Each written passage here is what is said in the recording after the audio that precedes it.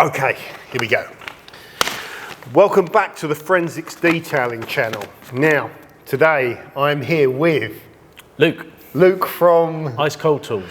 Now, if you don't recognise Luke, a couple of weeks ago we were down here, myself and Martin, and we got a kind of crash course in dry ice, didn't we? We did a disaster detail. We used a Mark III Golf as like a demo vehicle, and you showed us loads of things about dry ice. But that was a glamour video. And I left that day with loads of questions about dry ice, how dry ice can be used if you're a detailer, what it's good for, what it can't do, how much it costs to get set up, what you need to buy it, all of the interesting stuff. Yeah. And that's what we're going to do in this video. So Luke is an industry expert. His company's called Ice Cold Tools, and he sells a variant of these dry ice machines. Yeah. What are the machines? Let's start with the machines that you sell, first of all. Okay, so we sell the dry ice energy machines. They're manufactured in Germany. All the parts are made in Germany, assembled in Germany.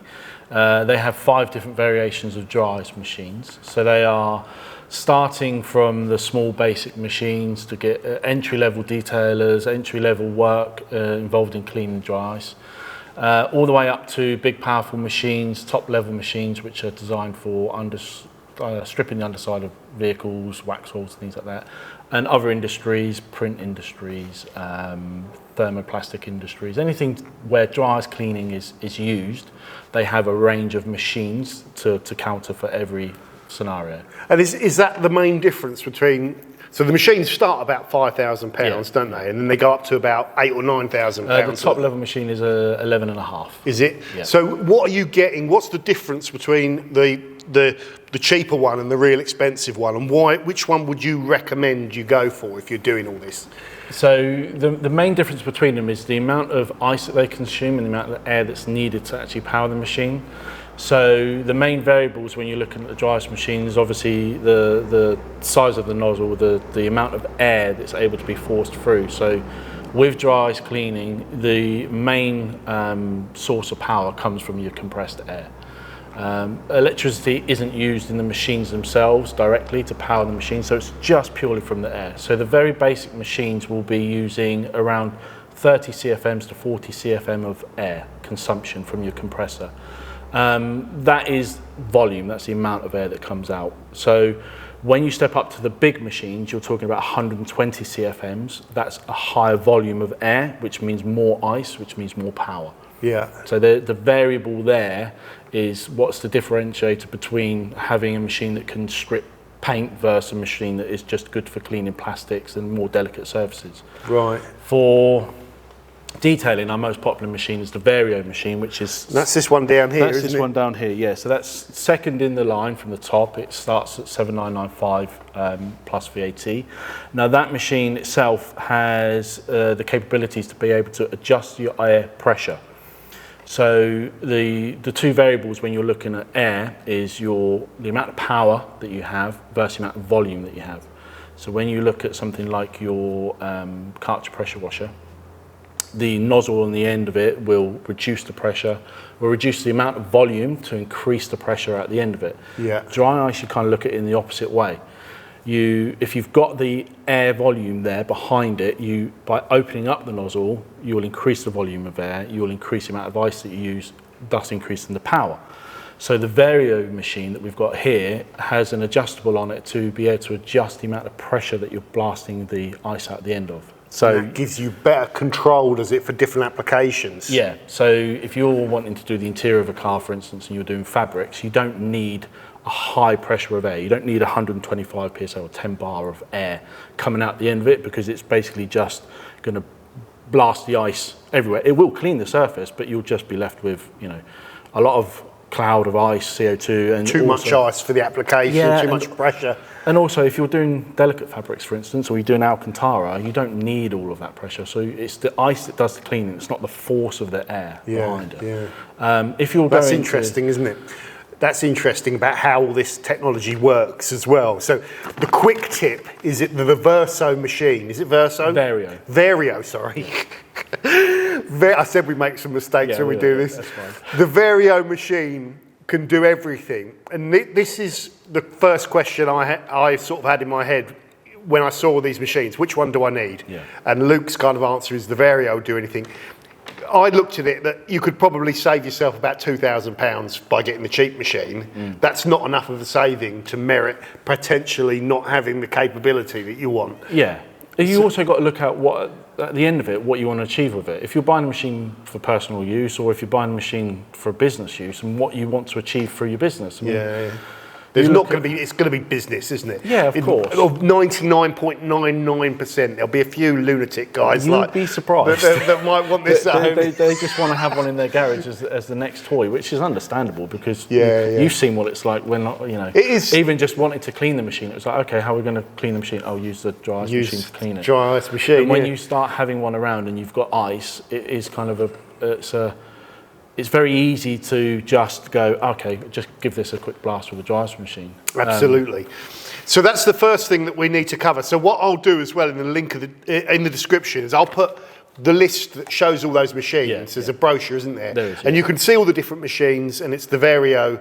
I've got the Vario is probably the one that you'd recommend in simple terms that can do everything. Yeah. The other ones are viable. If you want to save money in that, we could talk about machines. It kind of depends. Really, just quickly on that one, it just really does depend on what kind of industry and what level of clean they want. So if they're going to be a mobile detailer, then the basic machine might be enough for what they offer as a package. They would need a smaller compressor as well, wouldn't they, on a smaller machine? A smaller compressor that can fit in the back of the van, which are readily available. It's then going down to the point of, okay, if their service is turn up, clean the car, do the wheels and a quick engine bay detail, and it takes them an hour to get a car done and then they move on to the next car, then the basic machine is perfect for going around and quick blasting after a wash. If they're starting to look to offer more service like deeper engine cleans or wheels off doing suspension work, then you need a bit more power, and that's where the Vario kind of and undercarriages. And undercarriages. Would you say the Vario is essential for undercarriage? Again, depending on the level of service that you want to provide. If you are looking to do a step above the detailing into almost like restoration cleans, where you're applying waxes or applying sealants, ceramic sealants to the underside of a car, then the Vario would be the bare minimum. The Champ Turbo Pro, which is the top level machine, which is the most powerful machine, that is solely designed for that kind of work, where it is stripping off wax holes, stripping off surface rust and grease and oils and things like that. This machine can do it. You just have to imagine that you can do it slightly faster with the more powerful machine. You can get a next level of clean with the and more that's power. the top machine. That's as high up as it goes. Yeah. If you're doing an underside clean as part of a detail, then the Vario is enough. If you're looking at spending a week on doing the underside of a car as that is your sole part of your business, then you want the most powerful machine that you can get. And the difference, so what's the Vario roughly? About $9,000, something like that? That's 7,995 plus VAT. Plus VAT. And then the other one is 11.5 plus VAT. Plus VAT, so what, about $3,000 difference roughly? Yeah. Okay, good to know, guys. So we'll list all those machines and you can go and have a look at that. So that covers the machines. The next thing I want to talk about is the actual dry ice itself. What is dry ice, first of all? So dry ice is CO2. That is, its chemical makeup is literally just CO2. So the ice is formed when CO2 is applied under pressure. When it's pressurized to a certain pressure, it will turn into a solid. So the ice itself is formed from liquid CO2, which is turned into ice. There's no moisture involved in it, there's no water. I mean, it's called ice because it's cold, and that's what we associate it doesn't melt in the sense of it doesn't drip if you left it there. It wouldn't turn into a pool of water, would it? No, not at all. So, the odd thing to get used to with dry ice is that there is no liquid form of CO2 at the atmospheric pressure, at a pressure that we can live at. When it's contained inside a container, you can have liquid CO2, but as soon as you expose it to atmosphere, it will turn to a gas. Yeah. So in the ice form, it's solid, it's minus 80 degrees, it's very cold, it will burn your skin if you were to leave it on your skin. think of it like a flame, you know, on a lighter. If you held your finger over it, it would burn. If you waved it, you know, you'd be okay. Yeah. So, you know, obviously there's safety precautions involved with it, but the main nature of it is that it's, as a solid, it's ice, it's cold, minus 80 degrees. When it, let's say, melts, the technical word is sublimates, it turns straight back to a gas. Yeah, because it doesn't melt really, does it? No, it doesn't turn to a liquid. So there's no liquid form of it. So it sublimates. That's the word for a solid turning into a gas, is it? Yes. Okay. So, and you feel, and it's cold as it comes through the gun, isn't it? It's warming up as it hits the surface. Yeah, so there will be a slight temperature change, yeah. So and you were telling me about when the CO2 hits the surface, it changes its temperature massively, and it's that change of temperature which does the cleaning. It's a change in size. Oh, right. So it's the size. So basically, as a gas, you think of it as a one particle size. When you look at the solid CO2 as dry ice, when it's fired through the nozzle and it hits the surface, there's like a micro explosion. That explosion is the expansion of the gas. So when it turns from a solid back to a gas, there's an expansion, and that happens at 70,000%, 700 times. So if you've got one particle and it is a certain size, that will expand by 70,000%. And it's the expansion that's doing the cleaning. Yes. So this is not like shot blasting where the media is abrasive and you blast it at something and it just strips it off. It's the expansion of the CO2 yeah, absolutely, yeah. that's doing the cleaning, Yeah. and that's why it's able to do sensitive stuff as well, isn't it? Yeah, because it is by nature non-abrasive. Yeah. So there are, you know, as we spoke about before, there's limitations to what you can actually clean with it to a certain degree that blasting will do. But the one thing that you are capable of doing is a lot more cleaning than what you could do with an abrasive media. Yeah. Because it's non-abrasive. You can't fill a car up with sand slurry and the shot bead blasting, like, you know. No. So you'd have to dismantle everything, and you know, that's a lot more aggressive, that process of shot blasting stuff than the dry ice. You are damaging the surface to be able to clean it, whereas the dry ice is actually lifting off the contaminants that are on the surface. Brilliant. It gets underneath it, freezes them, and then expands. So you have to order this stuff, obviously. You can't just like go to your grocery store and buy some dry ice. So you order this from certain sites and you supply the dry ice as well? Yeah, we do supply dry ice, yeah. And what's the longevity so say it gets delivered to you, you've got a big box of it over there. Yeah. How long does that last? So in that container, so we've got a 300 kilo container there. It's about 2 to 3 inches thick. So it is a large, basically a fridge. You don't power it, you just keep it in there, insulated. That will last 7 to 9 days. And it changes, doesn't it? It softens down a little bit. Yeah, so imagine it almost like ice in that sense that if you left it for a long time, it will get smaller and, you know, it's softer. So day one, when you get ice delivered and it's come straight from the machine, it is hard. And then day 2, day 3, day 4, as you go through, you still have the cleaning power of the ice. It just tends to be a little bit softer. So it will be more easy to clean plastics and things like that on day 2 or day 3 than it is on day 1. And what would it look like on week 3 if you left that box? Would you open it up and be empty? Yeah, absolutely. It'd be gone. Yeah, so yeah, funnily enough, that one has happened when you think, oh, you know, I've got some ice in the cupboard, and you go to it and there's literally just an empty box. Yeah. That's it. So it turns to a gas, it sublimates, it disappears to atmosphere, and you've got an empty box. So you've got about a week to use it. You don't obviously have to order massive ones. So you can order normal boxes for jobs. We do it in 15 kilos. 15 kilos of ice will do quite easily a couple of engine bays. Yeah. So you can, you know, order it in for next day delivery, or couriered the same day. And yeah, you can use your ice. You can then keep it aside for 2 or 3 days later, go back to it, and you've still got some ice there. Brilliant. And we were talking about this. So you see it being used for other jobs, and people say in the comments, well, you could just clean that with detergent or whatever. Yes, but if you're doing the main job and you've got dry ice left over, it's an opportunity to use the dry ice. You know, if it's going to go off and you've just got it for this job, then use it all up and do other things that, you know. It's easier to clean with the dry ice rather than actually kind of cleaning. Certainly in the detailing industry, because it is fairly new. Dry ice cleaning is not new in other industries. It's been around for years. It's now at a point where it's affordable to other industries where it hasn't been before.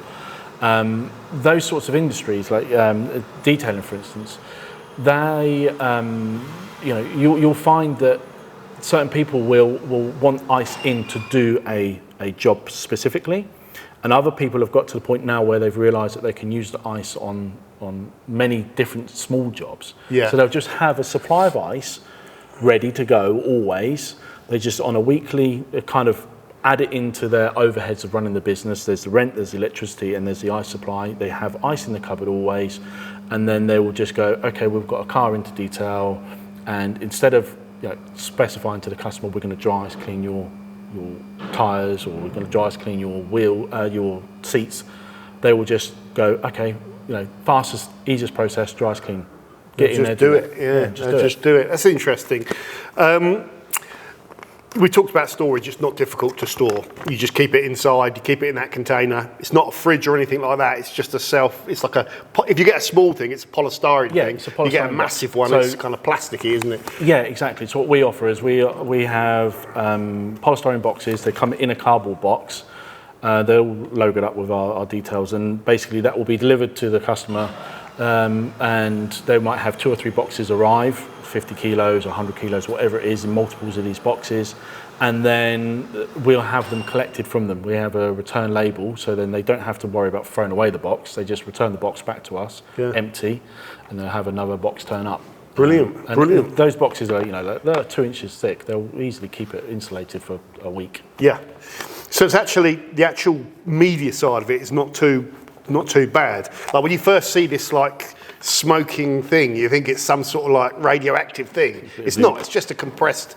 It's just CO2 that's in a solid form. Yeah. But obviously you've got to handle it with care. And we'll talk about health and safety a little bit later on. I want to move on to compressors. Yes. Because compressors are important. So if you're using those top of the range machines that have got higher throughput requirements with the air, you need a pretty serious compressor. So let's talk about that. So you've got a serious compressor here. I mean, obviously this is prime example of serious compressor. This is a serious compressor.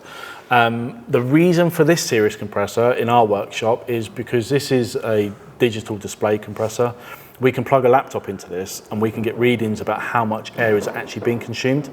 So when we're running tests for customers, for instance, who are unsure about which machine is right for them, and they want to know how much power they're going to need, or on a bit more of a budget or they already own a compressor. They might already own a compressor that says, this is how much power I've got, what am I able to achieve with it? We can dial that into this machine to give us that same compressor power that they've got. So we can say, yes, you can do this, but you're limited and you won't be able to do this with that amount of power. So you will get queries like that come from a compressor point of view, whereas it's what machine can I get that's best for my compressor, because I don't want to go and get a new compressor. So you'll see what's viable. But if you're using the top of the line machines, you're going to need a big compressor, aren't you? And you also sell the compressors as well. Yeah, we do, And there's finance options on those compressors because these are about £10,000 plus, aren't they? So for some businesses, detailers, they're not going to be able to afford these. So you've got to, a finance option is going to help some people that want to get into this with the top of the range tools, get them. But if you're going with the smaller machines, you can use a smaller compressor that's going to be cheaper. Yeah, absolutely. So this compressor is a 60 CFM output, which is perfect for this machine. So the output of this is 10 bar, which a lot of compressors will produce that much pressure. It's about the volume of air that they can put out. This produces 60 CFM. That uses 59 CFM. They're kind of mated perfectly to that. If we were to use the Champ Turbo Pro, the top, that consumes 120 CFMs of air. So that machine won't do it? So that machine won't do it. It would do it to a certain degree. It's a bit like, you remember me telling you before about the pressure washer, or the water flow into it. So you wouldn't try to fill up your kettle with like a drip of water. You would turn the tap on and give a bit more flow. You could clean with 60 CFM using the other machine, but you're not getting the maximum power out of it. Shows you the difference though, doesn't it, when you're using double the airflow on that top of the line machine, Yeah. 120. So that's really going to give you so that's a lot some of punch. Yeah. So there's all these different options. Just to give them a layman's figure, Yeah. you could be talking like minimum cost if you buy the smallest dry ice machine and the smallest compressor. You could be up and running for between what, 10, 11, 12,000? Yeah. And then the top of the line, Yeah. you would be 11,000 for the machine and maybe another 10, 15,000 for that sort of massive compressor. Yeah, for the full setup, you want to be budgeting anywhere between 20 to 30 for that top level. Yeah, that's really important information. So I think the thing that is important is not every detailer on the face of the planet, especially mobile guys and stuff, are going to go into dry ice because of the setup cost. Yeah. But what we were chatting about earlier on is there are already detailers that are doing it, and it's like the first thing you've got to do is look at how much it's going to cost you to set up, how much you charge for these dry ice services, That's the big thing, because it has to be profitable. You have to pay back all of the cost of this, and you've got to make profit on it. So we're talking about for undercarriage cleaning, you're talking about £1,500 to £2,000, which is a good profitable margin, isn't there? Yeah. And that will hopefully make money. Engine bay dry icing, you could be charging £300 to £500 for that. Yeah. And it's a very new industry as well, this. Yeah. So all these guys that are doing this are kind of almost like the pioneers of, these are the services, this is what we're paying. Yeah. There's obviously arguments to be said, like, people will just talk about the traditional methods of being able to do those sorts of jobs. Absolutely, which is understandable. Like I could just wipe that with a cloth and some chemicals. That is the traditional methods, but what you're getting with a dry ice clean it's like the next level up. Yeah. The areas that you can get to with dry ice inside an engine bay, you can't touch with a brush. Not unless you take the engine out. Not unless you're taking the engine out. Yeah, that's what I noticed, taking that corrosion out, oxidisation off the engine block, you're not going to be able to do that unless you take the engine out. Yeah. It's the underbody cleaning as well, guys. Virtually every car, we were talking about this as well, there's an old classic car here, they get covered in waxy oil or waxes, underbody protection that's usually grease or oil based, and it can attract a lot of dirt. It might work, it can cover rust, but if you're restoring it, the first thing you need to do is get all that off. Yeah. And there is no better tool to get that off than dry ice. It just strips all that stuff off, doesn't it? I mean, traditional methods again are chemicals, quite harsh chemicals as well. Steam, pressure washing, brushes, scrubbing, dismantling parts, putting them in sinks and all that sort of stuff. That's the best thing about this is you literally, it's like pressure washing, except there's no water covering you in dirt, and the stuff you're taking off, you won't remove with the pressure washer, obviously. But it gets into the finer details as well. Yeah, that really stood out for me when we were doing the Gulf. It's how it strips off that underbody, that old underbody protection, just eats it straight off the surface, which is really, really handy. If you want to get back to that sort of bare finish, and then the factory finish, without the wax oils on it. And as you said, with like the classics like this, you don't know how much rust is being hidden behind these thick black wax oils. And obviously, it's again been around for a while, but clear underbody seals is becoming much more popular again now because people want to be able to see that everything underneath their car is good, especially if they're going to sell it and somebody's going to put their head underneath the car and they can see that it's been sealed, but they can also see the bare bones of everything and know that it's not covered up with a thick black. There are, I mean, we're saying wax oil. There's many different loads, people doing it. But it's that gummy stuff that gets stuck in you now, and you thick can't, wax. You kind of want to get a paint scraper in there to I mean, a lot of them are industrial solutions to just coat all of the surface in something, and some of them don't let the surface breathe, and they can be worse.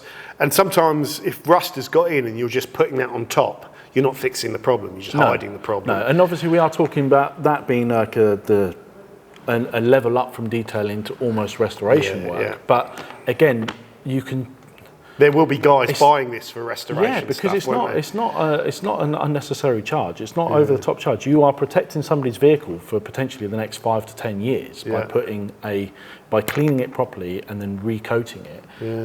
There's value to it. There is a lot of value to it, especially on the high-end import cars that come in. And classic. Yeah, I mean that's important to say as well, isn't it? It's a lot of it's going to be high-end classic restoration stuff like this. You're not going to see this at your drive-through car wash for £5. You know, it's a high-end kind of type product.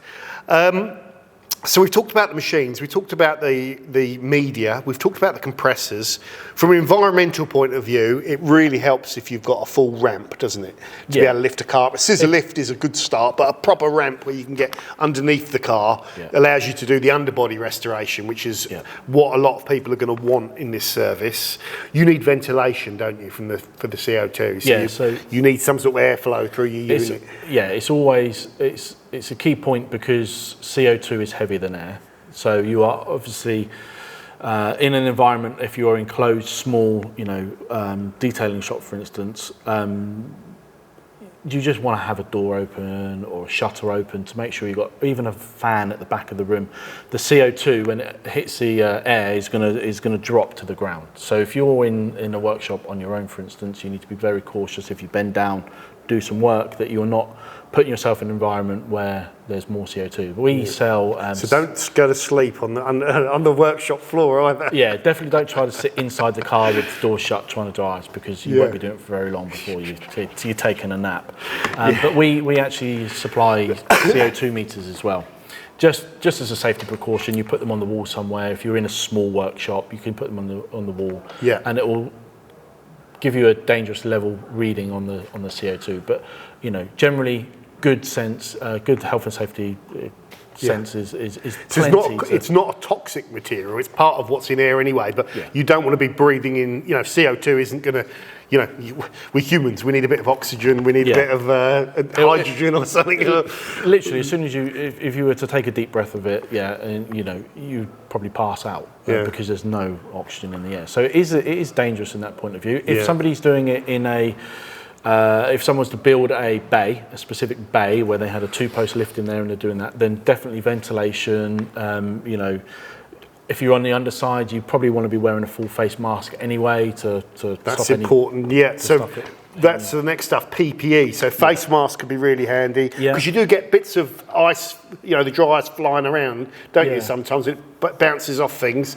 The gun can get cold as well, and you want gloves on as well, don't you? So when we sell a machine, we supply a face shield, we supply safety goggles as well, gloves, ear defenders, because when you're firing 10 bar of air, it can get quite loud if you're in a confined space. And we also provide a protective suit.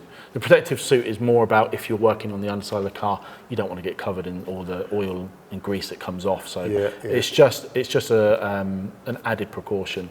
But the main one really is obviously the protection for your hands. The gun gets cold. So that's PPE as well. Next thing I want to cover is, we touched on this in the main video, but what surfaces can you use this on, or what can't you? We went through it before, didn't we? Obviously, so it's probably easier for me to tell you what you can't use it on, mainly because you can pretty much clean anything with dry ice. In detailing, there's obviously a huge number of different materials in a car, and obviously you spend years trying to perfect what chemicals or what products you're going to use to clean certain things. The dry ice, I would just say you need to be very cautious on really soft foams. They're normally found inside an engine bay. You might have a AC pipe or something like that with a foam insulator on it. It might be, on the more modern cars, it's generally silver. You won't rip through it. All it will do is just leave little dents in it. So if you're quite a perfectionist and you don't want you want it to look factory fresh, then you just have to be wary of those sorts of soft foams. And you can sometimes get that foam underneath in the insulator stuff, can't you? So if you jetwashed the underneath of a perished bonnet lining, you could destroy it. In the same way, if you blast this with the compressed air and the ice, you might tear it all up. Yeah. So you have to check the surface, I guess, as well. Yeah, exactly. That's it. It's just about being cautious with it. I mean, when we supply a machine to a customer, we'll give them training. We give hands-on training to try to go through all these sorts of potential variable, the mistakes that might happen instantaneously. And one of the first things we say is, if you're going at something with a pressure washer or high air, you don't want to hold it up against it straight away and fire to find out what happens. You'll kind of, ease out from a distance. Same as when you're polishing, you might want to start with a You could always softer. go a bit closer if you need to, but if you start too close and damage the surface because it's something very sensitive, then it's too late. So I noticed that straight away. Big difference between being back here and then being right up close. And sometimes there's a bit of metal that's got oxidisation on. You can't damage that, so you can go right up to it and see if it will clear. That's right. You kind of learn what materials are going to be absolutely fine with you going near. The one thing we'd always say, there are some people that have, really mastered the skill and they can do it, is cleaning leather. Leather is, there's so many different variables with leather. You've got 20, 30, 40-year-old leather, you've got 50-year-old leather, and then you've got brand new leather. They're all different materials, they're all made up of different things. So we advise, either be very, very cautious or just don't go near the leather with it, because when you have the smaller pellets of ice come out, when they hit the surface, they might lift the paint off of the surface because it is that soft. But again, it's not a case of you accidentally go near leather and also go, oh my God, I've stripped it.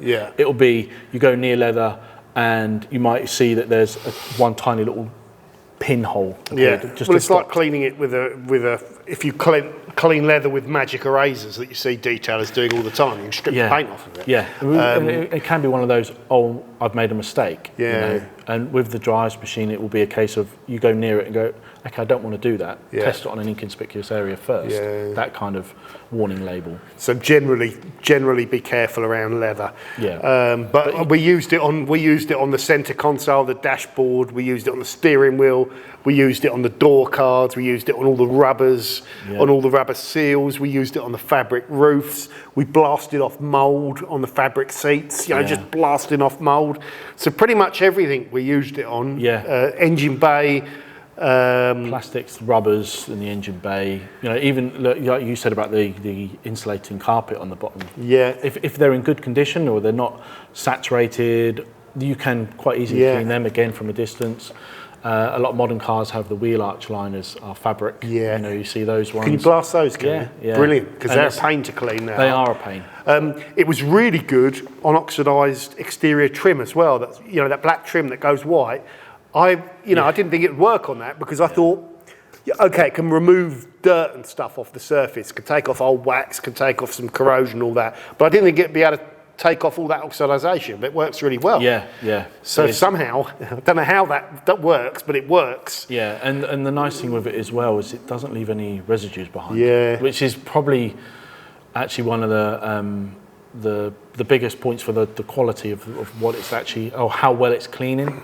Is if you're doing a plastics or hoses, for instance, inside a car, and you're able to then recoat straight away without having to degrease or wipe down any excess residues which have come off from other products. The plastics, for instance, you go straight over with that. You could put a trim protection on that instantaneously without having to worry about it. There's no grease or anything that comes through on it. Which, it's a clean way of cleaning, isn't it? It's a clean way of cleaning. Because you think detergent and water does a great job, but then everything's covered in water and detergent. You've got to get it off. You've got to rinse it off, dry it all down, and all that sort of stuff. So in that sense, this leaves nothing behind, which is one of the biggest advantages. We've talked a little bit about health and safety, so hands, eyes, skin. You mentioned the risks of passing out potentially with the CO2 sinking to the ground, so you need to be careful. We talked about this is not a cheap thing to get into. It's a high-end service, and you've got to think about your charging structure to make sure this is profitable and you can actually make it viable, which is really important. The ice also has a disinfectant quality to it, which we've found useful for the vehicle we were doing, because it's covered in mould. There's a little party trick, isn't there, where you can put the ice in there and some water, and it just vapes out the whole inside of the car and disinfects it. That's right, yeah, because obviously it's CO2. Most bacteria live off of oxygen. When you're able to starve the environment of oxygen to a certain degree, you are killing all the bacteria that's in it. So you can, we didn't do it with the Golf, I don't think, did we? But you can turn the ignition on and circulate start the circulation on the air vent, so it will clean through the air conditioning. Sterilise all the aircon filters and all that sort of stuff. Yeah, exactly. So the CO2, I mean, I quite like the idea of that. There's another element to all of this dry ice stuff that is cool. That if you're a detailer, lots of detailers going onto social media and showing them detailing cars and cleaning wheels and snow foaming things and foaming them up. Yeah. If you're showing this dry ice stuff as well, you can really promote your business, because it's a little bit different to just cleaning something. Yeah, it's definitely well, it's a trend at the minute. Obviously, we've seen from America. There's a lot of people using the dry ice cleaning on the underside, but what people aren't generally showing is the machines that they've been using in the past, because those machines have been plus 30,000 just for the dry ice machine itself. Yeah. So now that people are able to do it on a lower budget and still do the same quality of service, it's all of a sudden been like wow, actually that's satisfying, watching something going from being dirty to clean in pretty much 2 or 3 seconds. So do you think it's blowing up a little bit here in the UK then? Yeah, definitely. It's in its infancy though, isn't it? Yeah, absolutely. This is almost like day one. When they look back in 50 years' time, who knows where this industry's gone? But this is, it's been around for a long time, but it's now really starting to make its way into the world of detailing, which is what we're interested in. Dry ice energy have been being able to put this technology into that small package and being able to make it available to everybody down to just the mobile detailer. By having that small package, I don't know if the machine's only 14 kilograms, it's that compact. We're talking, these used to be the size of washing machines. Being able to do it in that smaller package, it's being able to have it in more and more workshops. Yeah. Okay, a lot of detailers will have a compressor already.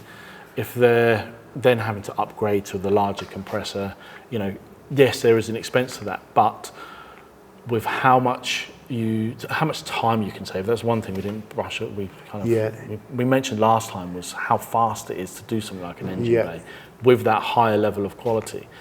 When you're able to start introducing that to more and more businesses and they have it as another tool in their arsenal, then you'll find that it's the quality of service is going to be higher, the speed of service is going to be faster. I can see it growing. I really can. It's going to start with, I think, exactly the type of people you just mentioned. They're businesses, they've already got a big compressor, they're already doing certain types of car restoration service, and then they just look at this and think, well, we've got the compressor, let's get one of these machines and we'll have a go with the dry ice and we'll learn about it and see if we can make it work. So for detailers, there are detailers out there with big compressors already, and they'll be probably your primary market. They're almost ready to go. They've got the ramp, they've got the compressor, they want to introduce dry ice, away they can go, relatively simple. So there's going to be a market for it, but it's just going to be,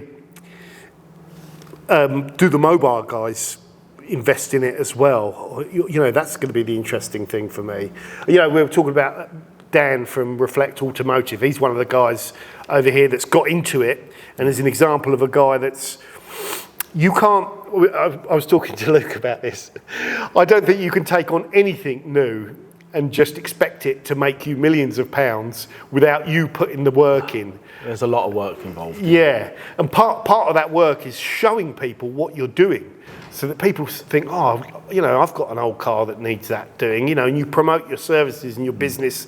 You charge accordingly so it's profitable. Yes, lots of people are going to say it's too expensive, but you're not interested in those. No. You're interested in the people that can afford it and want to pay for it. And there will be people out there that can. But you've got to remember as well, it's not just the detailers that are watching these videos. Yeah. The customers are watching the videos as well and going, oh, I want that done. I want the service. Because they see that it's, the finish that it gives. They see the before and the afters and go, yeah, I want that. That's what I think is going to happen. More and more people, detailers will take it on, and the more that take it on, the more that take it on from them. They see it and they think, I want to do this. Yeah, more people see it, and then the industry grows, and then it will become like a mainstay.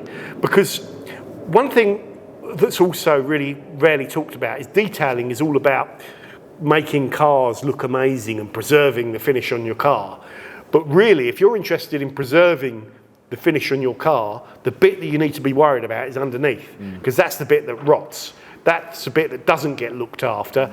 That's the bit that detailing at the moment doesn't go near.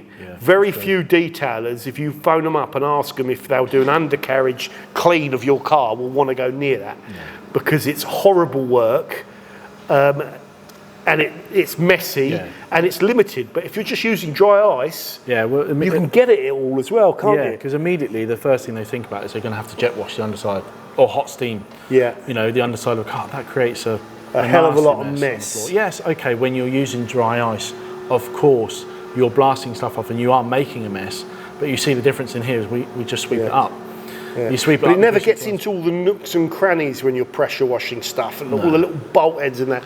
Whereas this, it's almost like cheating, because you just point it at it and whatever it can hit, it will strip off, you know. Clean, So it's very easy for it to actually work, which is one of the advantages. The disadvantage is it's expensive. You've got to maintain your stock of ice, and you've got to have the necessary tools, and you've got to handle it with a little bit of care. It's not water, it's something you just need to be a little bit careful with. But, you know, if you're an adult, you're going to be fine, aren't you? Yeah, exactly. There's as with any tool in any workshop, there's our dangers to it. When the first time somebody picks up a polishing machine, they're concerned about, oh my God, am I going to burn through the paint? Yeah. That's the last thing you want to do when you've just started your business. Yeah. But you have to learn. And with the dry ice, you know, there's a lot of videos out there of the befores and the afters, the cleaning process and how it works. Some people are shocked to hear how much it is to get into. Some people are, okay, I understand, you know, I've seen it for a few years. I get that there are big expenses to it. Yeah. The compressors that we talk about, they are expensive compressors for what they are, but these are the heavy duty compressors. These are compressors that will last a lifetime. Yeah. There are... And they're not just for dry ice. You use them, you've got airlines that they use them for all sorts of applications in a workshop. So I mean, you could argue that most medium-sized workshops will probably have a £5,000 to £10,000 compressor in there anyway. Yeah. So that does mitigate it. But yeah, the problem's going to be that not every detailer is going to be able to get into this, and the guys that can't, some of them are going to be bitter, and they're going to be like, well, it's too expensive for me. So, well, you've got to do the maths. Do the maths, you know, look at if it's viable for you. Look at if there's competition in your area, look at how much you can charge, how much will it cost you to pay off all the cost of these machines between to the point where you're in profit. And when you're in profit, you know, it could be really good. Yeah, I think it's fair to compare it a bit like PPF when that first started. Yeah. You know, there's a big expense to people getting started in PPF, and a lot of detailers would have said, I really want to get into that, looked at the price of it and gone, I can't. You know, I need a purpose bay, it needs to be clean, and I also need the plotter, that's going to be a lot. There's a lot of training involved. Yeah. And the overheads of buying in the... Very similar, actually. Even though it's a totally different thing, in essence, it's a similar sort of investment to do it. Yeah. But the money's there in it. The money's there in PPF, the customers are there in PPF. Dry ice it's not a new technology. It's been around for a very, very long time, but it's new to this industry. In the same way, can it take off PPF, the dry ice? Yes, it can. Yes, there we go. The two industries merging. Yes, it can. Yeah. That's for another video. But yeah, you know, PPF originally. I mean, that was called helicopter tape. I think it was originally for helicopters. And so it's a similar thing, and that's like you said. In essence, you know, it's a big outlay. It's a new technology to this industry. Yeah. It's been used in other industries all around the world for years and years and years, but social media has kind of thrust it into the detailing world at the minute. There are many, many detailers using dry ice, but they also don't advertise on social media. Yeah. That's so important to get your name out there. You know, that is really important, because people, even Martin gets it, Fresh Layers, people contacting him saying, I want undercarriage cleaning services.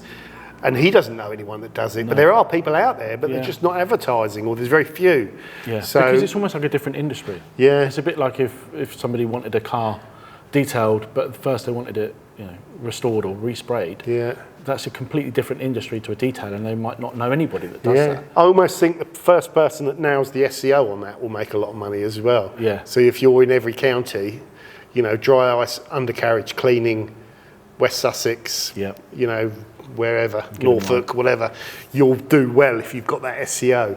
But if you don't want to pay for that, just do your own social media and people will find you, won't they? Yeah, they find it pretty quick. Yeah. It's very popular. But it's interesting because it is a bit like PPF, and whenever I do something on PPF, you'll get someone in the comments saying, well, PPF costs an arm and a leg, and it's pointless, just paint's the best. Not for everyone. That's what people don't understand. It might not be for you, but there's a market for it, and it's the same with dry ice. It won't be for every detailer, but there's a market for it out there. There's a demand for the service. When there's a demand for the service, there will be people that fill that demand, and then you have to get the pricing right so it's profitable, and you have to make sure it's sustainable. You can pay for all this equipment, you can make money doing it, and you can offer a good service as well. So you also cover the training, don't you, as well? Yeah, we do. Yeah, because it's obviously a new technology for a lot of people. It's not. For us, it's not about just going, there you go, there's your dry ice machine, good luck. It's about helping people get into the industry to make the best of what they've bought. Yeah.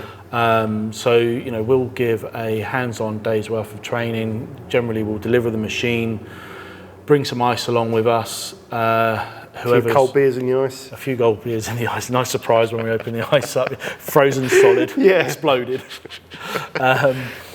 And then we'll go through some basic safety processes to start with, teach them how to use the machine, plug it in, compressors and things like that, go through those. It's important. Yeah. You really get a feel for it. Like coming down here a couple of weeks ago, just being allowed to play on a car that was really good to demo it on, and just try blasting the gun on different settings, different distances, on different surfaces. You sort of learn what it's really good at. And it's not, we're saying it's not a miracle product. You can't just if you've got a piece of metal that's rusted through, you can't dry ice it, it's suddenly going to be ping, back to brilliant new. It doesn't work like that. It removes stuff off the surface. It's essentially a cleaning tool, isn't it? Yeah. So there's limitations, but there is nothing else out there like it. Well, you can use it as a blasting tool if you want. Can you? You go full? Well, you can actually, with this machine, you can add media to it. Oh, right. So if you were looking at, doing a full underside restoration on a car and you wanted to you're into that kind of taking a few parts off to strip them back, you can add glass, media, or walnut shell to the hopper itself with the ice. With the ice? So then you basically got a blast media there as well, so you can make yourself a blaster. Cool, I didn't know that.